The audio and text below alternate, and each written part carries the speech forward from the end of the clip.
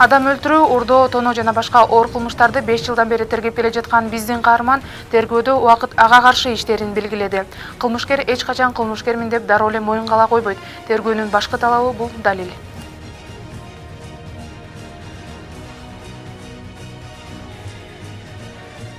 Кылмыш жоопкерчилигине тартууга биз да аргасыз болобуз. Кимдин үстүнөн жазып аткан болсо, ошол адамды алып келип, анда суракка алып,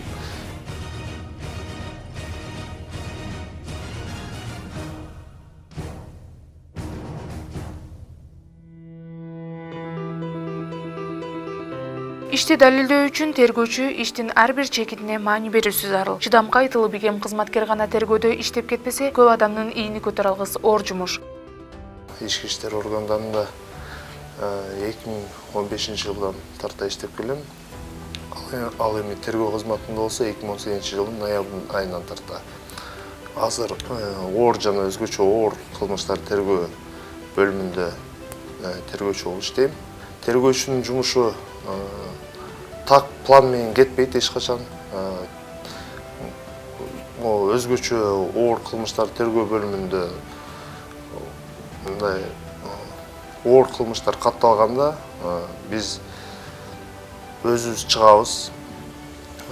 Окуя болгон жерге кароо жүргүзүп, тийиштүү экспертизалар дайындап, күбөлөрдү аныктап, ошол менен иш алып барабыз.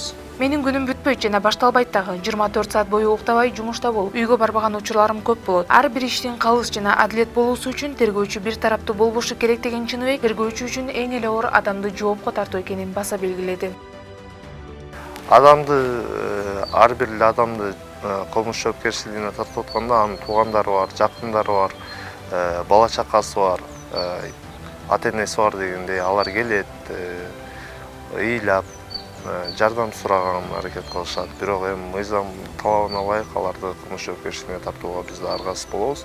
Ар бир ишти баштаганда, арызды кабыл алгандан баштап, ошол кылмыштын курамы барбы жокпу ошону тактайбыз. Андан кийин эгер кылмыштын курамы бар болсо, адамды кылмыш жоопкерчилигине тартып, ошол ишти аягына чыгарып соттук кароого жибергенге чейин биз өзүбүз милдеттүүбүз. Тергөөчү ыкчам иштерге, ого катышууларга катышпайт. Алар бардык операцияларда менин ролунда болот. Психолог жана мыкты артист болушат. Ишти туура багытта чечүү үчүн кылмышкерди ой жүгүртүп сынап көрүү керек. Шалаакылык бул кесипте кечирилбейт, себеби тергөөчүнүн ар бир чечиминен адам өмүрү көз каранды.